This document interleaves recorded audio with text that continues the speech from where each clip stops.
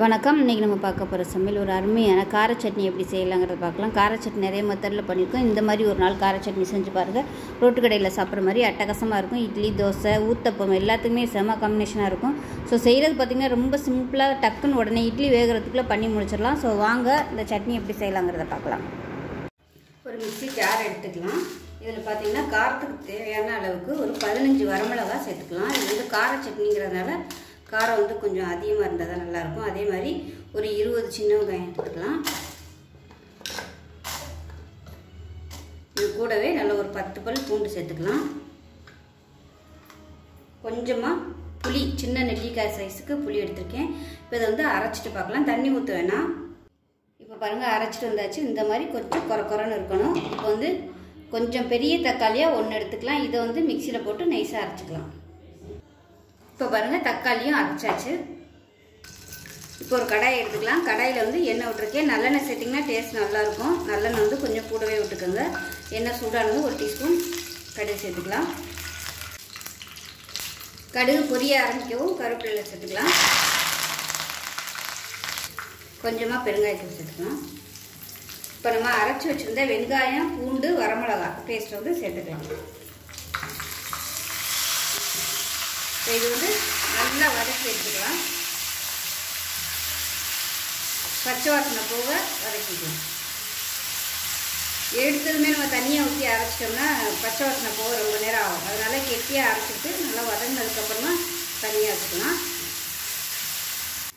இப்போ பார்த்திங்கன்னா நல்லா வதங்கிடுச்சு. இப்போ நம்ம அரைச்சி வச்சுருக்க தக்காளியை சேர்த்துக்கலாம். நான் வந்து கொஞ்சம் தண்ணி ஊற்றியே அரைச்சிட்டேன். ஏன்னா எப்படியும் தண்ணி ஊற்ற தான் போகிறோம். அதனால தக்காளியிலே வந்து தண்ணி ஊற்றி அரைச்சிட்டேன். இப்போ அதில் இன்னும் கொஞ்சம் தண்ணி சேர்த்துக்கலாம். இந்த சட்னி வந்து தண்ணியாக தான் இருந்தால் தான் நல்லாயிருக்கும். அதனால் எவ்வளோ தண்ணி வேணுமோ நீங்கள் ஊற்றிக்கோங்க. நான் இன்னும் கொஞ்சம் தண்ணி சேர்க்குறேன். இப்போ இன்னும் உப்பு சேர்க்கல. உப்பு சேர்த்துக்கலாம். சட்னி இந்தளவுக்கு தண்ணியாக வச்சுக்கோங்க. இல்லை நீங்கள் கெட்டியாக வச்சுக்கிறதுனாலும் வச்சுக்கலாம். இட்லிக்கெலாம் இந்த மாதிரி கொஞ்சம் தண்ணியாக வச்சு சாப்பிட்னா அவ்வளோ சூப்பராக இருக்கும். இந்த மாதிரி தண்ணியாக வைக்கல. காரம் வந்து கொஞ்சம் அதிகமாக சேர்த்திங்கன்னா தான் நல்லாயிருக்கும். மேக்ஸிமம் அந்த சட்னி பார்த்திங்கன்னா அந்த ரோட்டு கடையில் அந்த சட்னி கொடுப்பாங்க. அவங்க வந்து அம்மியில் அரைச்சி கொடுப்பாங்க. அது பார்த்திங்கன்னா இன்னுமே நல்லாயிருக்கும். சின்ன வெங்காயம், பூண்டெல்லாம் சேர்த்து அரைச்சதுனால நான் அப்படியே நெடி பயங்கரமாக இருக்குது. அதே சமயம் நல்ல வாசனையாகவும் இருக்குது. சளியெல்லாம் பிடிச்சிருந்துச்சுன்னா அப்படியே மூக்கிலேருந்து தண்ணியாக வந்துடும். அந்தளவுக்கு அவ்வளோ நெடியாக இருக்குது. ரெண்டுமே சின்ன வெங்காயமும் பூண்டும் அரைச்சி சேர்த்துருக்கு. இது வந்து ரொம்ப கொதிக்கிறேன்னு அவசியம் இல்லை. லைட்டாக அந்த பச்சை வாசனையோடு இருந்தால் தான் நல்லாயிருக்கும். உங்களுக்கு அந்த ரோட்டு கடையில் கிடைக்கிற மாதிரியே இருக்கும் டேஸ்ட்டு. இப்போ வந்து நல்லா நுர கூட்டி வருது. இன்னும் 1 நிமிஷம் கொதிச்சா போதும். ரொம்பலாம் அப்படியே எண்ணெய் பிரிஞ்சு வர அளவுக்கு கொதிக்கணும்னு அவசியம் இல்லை. இப்போ நல்லா கொதிச்சிருச்சு, அமர்த்திடலாம். அவ்வளோதான். ரொம்ப சிம்பிளாக சூப்பரான ஒரு சட்னி ரெடி ஆயிடுச்சு. கண்டிப்பாக அது மாதிரி செஞ்சு பாருங்கள். எல்லாருக்குமே ரொம்ப பிடிக்கும். அடிக்கடி சொல்லி கேட்பாங்க குழந்தையெல்லாம். அருமையான தண்ணி சட்னி, அதாவது தண்ணி கார சட்னி ரெடி ஆயிடுச்சு.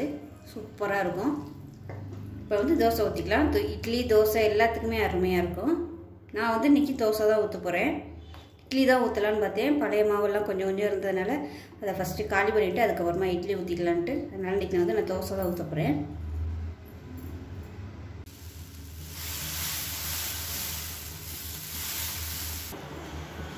பாருங்கள், சூடாக சூப்பராக தோசையும் ரெடி ஆயிடுச்சு.